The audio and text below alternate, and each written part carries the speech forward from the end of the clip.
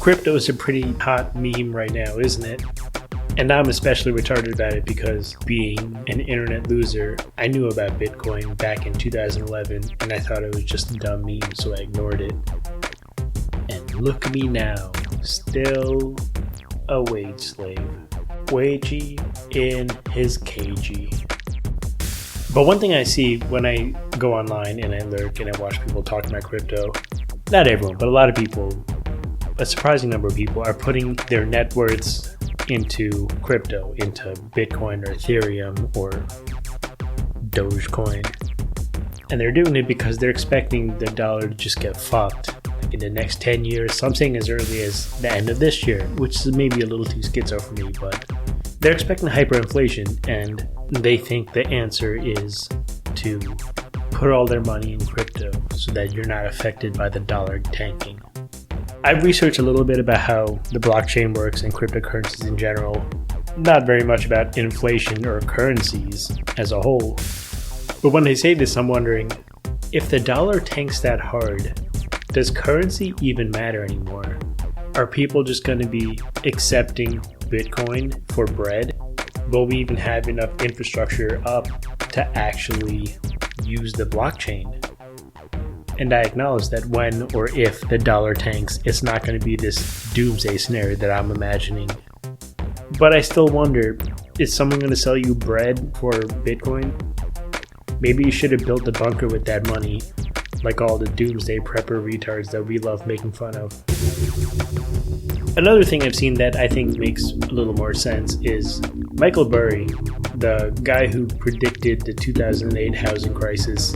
He was depicted in The Big Short by, I think, Christian Bale? Honestly, I never really learned characters' names in movies. I just matched the faces. But he talked about how people gave him shit for not warning people about the housing crisis, even though he did, and just no one listened. So he went on a Twitter rant not too long ago about the inflation crisis coming up. And he said, "There, I warned you." So given his track record, maybe you'd be interested in what he's doing because he knows what's up, theoretically. He's buying up land, which seems smarter, right? Because if you're expecting a crisis, this is something that doesn't just vanish like a cryptocurrency might, or even just dollars in the bank might. I've also heard that land is kind of resistant to the effects of inflation, but again, I don't understand it enough to actually tell if that's true or if I'm even saying it right. But assuming it is a doomsday scenario, then I hope you know how to grow crops on it, right? I hope you know how to actually use it. And aside from that, I hope you invested in 3001 rounds, because I have 3,000, and if shit hits the fan, I'm just gonna come and take it from you.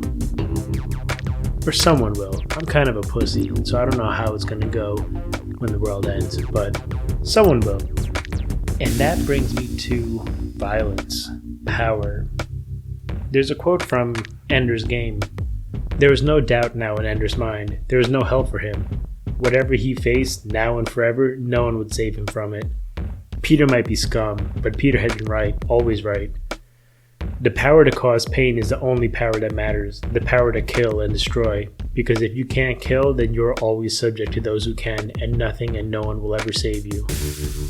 And even without the context, you can note he's lamenting this. He is devastated by this. And in context, this is just after he killed someone, and they try to pretend that he didn't, but he knows. All civilization is built upon the foundation of a threat of a return to the savagery that marked the infancy of our species. We named ourselves Homo sapiens, the wise human, the clever human, the enlightened man. Scientifically, we are animals. Linguistically, which I argue reflects the way we think, and so the way we perceive reality and what our truth is. Linguistically, we think of ourselves as apart, above, better. We're not merely beasts, we're the enlightened, we're separate from animals. But really, how many bad days, how many missed meals are we away from bestiality? Because if I miss breakfast, I'm fucking a goat, I tell you what. And I've spoken about status games in a kind of whiny way, but those are all abstractions built on top of the threat of violence. It's a consensus of lies, but at some point, these lies need to reduce down to violence in some form, because otherwise they don't have any real power. You know, they say the pen is mightier than the sword, but only because with a pen you might be able to convince a great number of swords to do what you want. That's the only real power to it. All power must eventually reduce down to the ability to hurt. And this also applies to law, because laws are just words. You can use the pen to write laws, but they have no power without enforcement, without the threat of violence. So maybe you're just a really good guy and you might pay your speeding ticket because it's the right thing to do. But if you weren't a good guy, what stops you from deciding that you just don't feel like paying is the threat of being forcefully taken to jail. And in jail, what keeps you behaved is the threat of further confinement, also achieved by violence or the threat of violence. And this is why I find it so goofy that people are talking about abolishing the police. And I know sometimes that's just a jazzed up way of saying reform the police or reallocate funding in a way that instead of buying military equipment trains them better or some shit like that, which is all reasonable. But I talk to people who are really deep in the tribal meme sauce, and they truly mean abolish the police. An idea that you can simply educate the darkness out of man strikes me as absurdly retarded. But then again, maybe I'm just projecting my own darkness.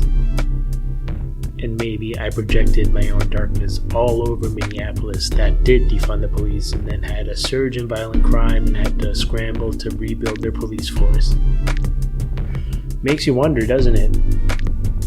If you can't enforce the law, which is only done via violence, no matter how good your education is, no matter how good your social workers are, no matter how good your wishy thinking is, you're gonna get a couple of sociopaths, a couple of psychopaths. We still get them, but one thing that kind of holds them in check to some degree at least is the threat of violence being used against them to stop them. And if you don't enforce laws, if you just stop doing it, then sooner or later society collapses. Because if you get some person who breaks the rules and does whatever he wants, that goes on indefinitely if no one's going to stop them, and you just keep finding more and more until it's all over. All the predators, all the sociopaths, they're only kept in check by the threat of violence.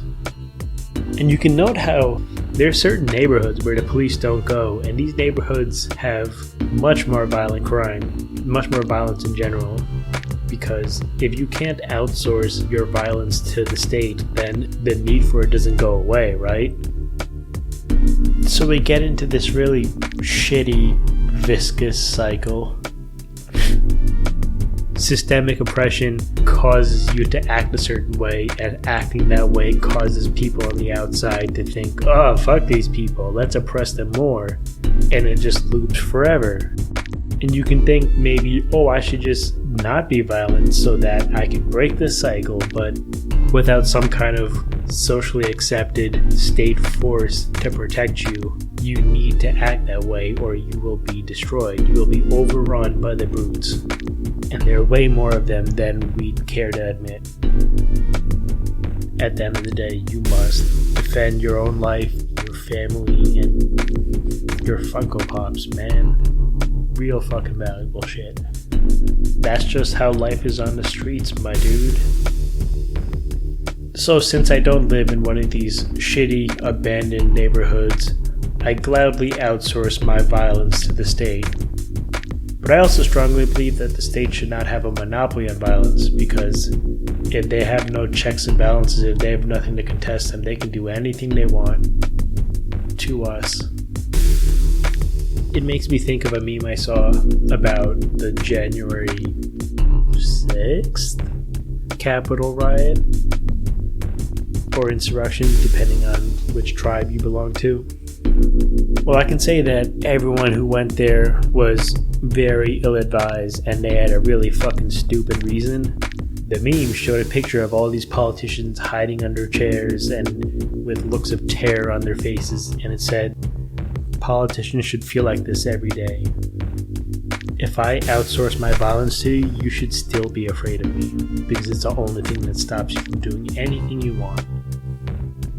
So in a previous episode, I complained about status games. Those are lie powers. Those are abstractions on top of the real power. If someone's talking down to me because I don't have the best drip, I'm not up to date with all the slang. I think that means like the best outfit. I don't fucking know. But if I don't have the best drip and people are talking shit, I could pull out a knife and suddenly I'm winning that status game, huh? Because if I don't agree with all your consensus of lies that takes us up there, we come all the way back down to the real power. So that's my advice. If people think they're better than you, just pull a knife on them. But if you do that, you are waiving your protections, right? We all kind of live on this unspoken agreement. We all follow the rules, and in return, you get the protections of other people following those rules. So when you see someone going out in public just acting like an asshole, it's because people like civilization and will tolerate a lot of shit to not give up the protections that come with living in civilization. So if you go around saying, "I don't honor your rules, I'm breaking all the rules and disregarding all your lie power punishments," because you don't give a shit about social punishments or being banned from a store or whatever. And there are ways you can respond to this, but they all require some level of cooperation from the other party, except for the final one, which is violence. And you can call the state violence agents, also known as pigs, and hopefully they'll do violence for you. It may be this is a bit of a spicy take, but if you violate that agreement, then you are forfeiting those protections. If you want to steal because you want to live like a beast and not honor this agreement with people, then I shed no tears for you when you get treated like a beast. The only defense against evil, violent people, is good people who are more skilled at violence. I saw that on a meme that had a picture of a samurai, so I thought it would be some really cool, like, art of war bullshit. Pretty sure Sun Tzu is not Japanese, but I'm a racist, so I don't care. But I looked it up and I am disappointed to learn that it was penned by Rory Miller, a fucking white male. I assume. I don't know, I didn't look up his picture. Fuck white people. All that said though, that doesn't mean that the lie powers, the abstractions on top of the only real power are not powerful. Even if all the dust is settled and there's an established dominant power who is the best at violence and it's not you, that doesn't mean you lost the game. And in fact, this must be why we invented status games and all these lie powers. If you can convince the most powerful that other things matter more than violence, you can now position yourself above them. As long as they believe the lie, you can enjoy your position there. You can enjoy being dominant over them. It's the power of losers, and understand I'm saying this as a loser myself. I'm not the strongest person out there, probably stronger than average. We got a lot of soy boys, but I'm not a big fighter. I'm pretty averse to confrontation. This is a power I should be using if I weren't so fucking autistic. If you ever watched Attack on Titan, this isn't going to be a direct quote, it's just going to be spoilers, and I didn't read the manga because I'm not gay, but I did watch the anime as far as it got. The Eldians dominated the world with their superior power. The power of the Titans was just unmatched, and they had a reign of terror. And eventually the king of the Eldians cucked himself and retreated into their paradise island to try to create peace. So all the other nations demonized Eldians and dehumanized them, making refugees second-class citizens, just created a whole lore about how they're the greatest evil in the world. But at the same time, they're embroiled in constant wars with other nations. And the Marleyans harness the same Titan power that the Eldians once used to try to crave for themselves a military advantage, a dominance. And they plan to invade the Eldians for natural resources when they've just been holed up in their island for a number of years. I don't pay close enough attention to the plot. And that's clearly a hypocrisy, right? Given the power, they would have done exactly the same thing, and given a lesser version of that power, they have been doing the same thing.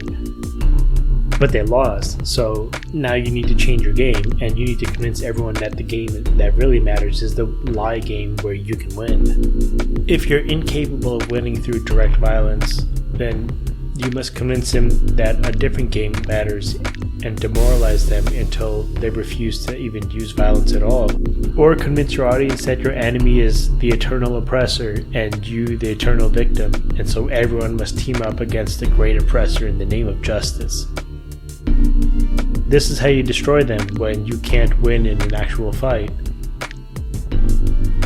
There are real-world examples that I could have used here, but those would have been very spicy takes, and it's easier to just talk about some gay weeb shit.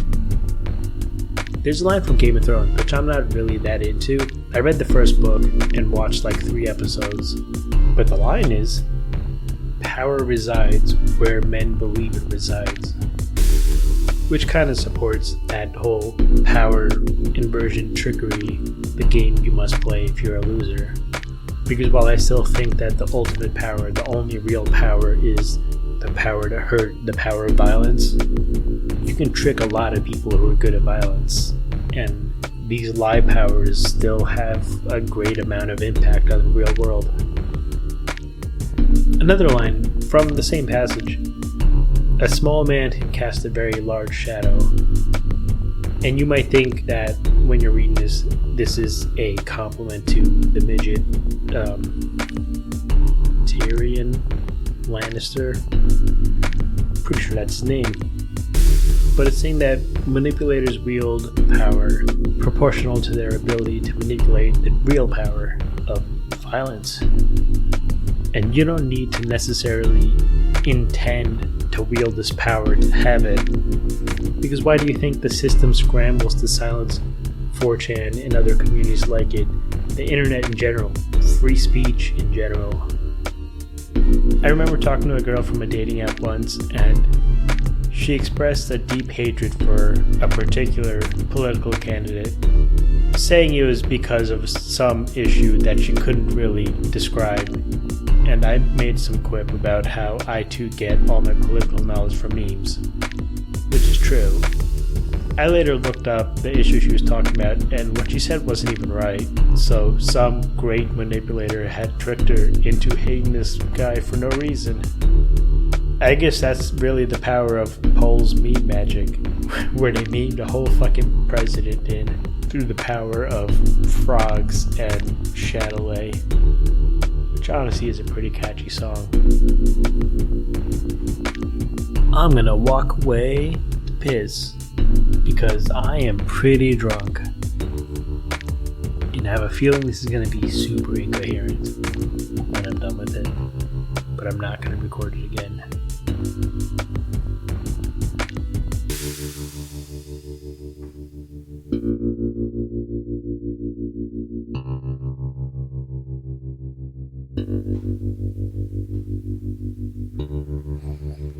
Anyway, I am back.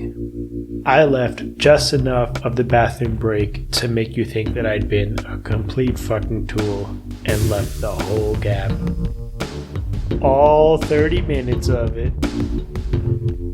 So civilization is built on the threat of violence, and modern civilization is full of pussies. Like me, like you, all of us. We say violence is never the answer. We teach children that violence is wrong and we must never use it. But if you do that, then we become a society of slaves, people who will never use violence to defend themselves from abuse. And it doesn't hurt that we have so many creature comforts, and it's an age of such decadence. At some point, it becomes not so much a society as just an organization of humans for the glory of sociopathic leaders at the top, who are not the most capable of violence. Definitely not more than many of us in the slave class, but they have done an amazing job of tricking us. Where does power reside? Small man, large shadow? That's right, we're ruled by midgets. So if you think of yourself as just a decent person and you refuse to act in violence, and in fact give up a lot of the lie powers too, it becomes so ingrained in us that we become scared of confrontation at all in case it leads to violence. And this empowers psychopaths to worm their ways into positions of leadership, positions of abstract power where they can alter the game to favor themselves and those like them. Because once you get up there, even the state violence crew will more or less blindly follow whatever you tell them to do. So after a point of this happening, we get separated pretty nicely into the ruling class and the slave class. And I'm in the slave class. Massa won't let me punch Nazis. You're probably in the slave class too. If you're not, then maybe I should be really concerned about why a third of my audience is the ruling class. And we're all real righteous people, we're all decent folks, and we think violence is immoral and wrong, and we will never do it because we are enlightened humans. We don't do that animal shit. But the people who are willing to do that will now dominate us one way or another. Because if you're dumb or just less righteous and you're in the slave class, you can use violence now, not against your overlords who would stop you, but against your neighbors, simply because you won't be stopped if you're not threatening the overlords. Remember when I mentioned the neighborhoods where the police don't go and you just have to be violent to protect yourself? The ruling class doesn't care. They're not going to step in to protect you if that violence doesn't threaten their domain, their reign over you. And maybe if they do step in, if they do use violence to stop the brutes, maybe that sets a precedent that violence is the answer sometimes. And they don't want you learning violence. They don't want you being a threat to their power. And you can decide for yourself where in this progression we are. But I don't see it leading anywhere good. And maybe we need to stop being so righteous, stop being such pussies, and accept reality and relearn violence. There's also something to this at the personal level. If you're the kind of person to find this kind of podcast, you're probably harmless. And maybe there's some natural tendencies in you from some kind of genetic level that makes you tend towards this, but you were raised to be this way because it made you easier to manage and control by parents, and teachers, and maybe your peers. A lot of people. The consequence of this, of course, is that you become an adult who is weak and harmless and easy to control because you were never unconditioned from that, and now you're on your own and there's no helicopter parent to protect you. It's your job and you are not prepared for it. And there are cultural pressures too. There are people who want you to stay this way for whatever reason. There was in your upbringing and even in the messaging you hear now an implicit promise that you'll be loved and accepted for being harmless. But that's ultimately a lie. Your parents are probably going to love you either way, and they just wanted you to be less of a headache. And the world at large does not love you for being harmless. In fact, it hates you. It hates you more than it hates a powerful and evil man. And look, I get it. The conditioning is strong. I'm there with you. A lot of you would be good, and you try to be a righteous person, but there's so much fear in you, so much weakness. And you tell yourself that it's all the good qualities and not just being afraid of confrontation. But you don't have the power to actually do anything to prove that you're a good person and righteous and all the good things you tell yourself you are. And I get it, you really would be a good dude if you had the power, or you really believe you would. But the world automatically assumes that it goes the other way. You'd be evil if you had the power to do so, and you only appear good because you're harmless, because you don't have the power to do evil. A harmless man cannot be good. It goes back to that Nietzsche quote that I don't feel like looking up again. You know the one.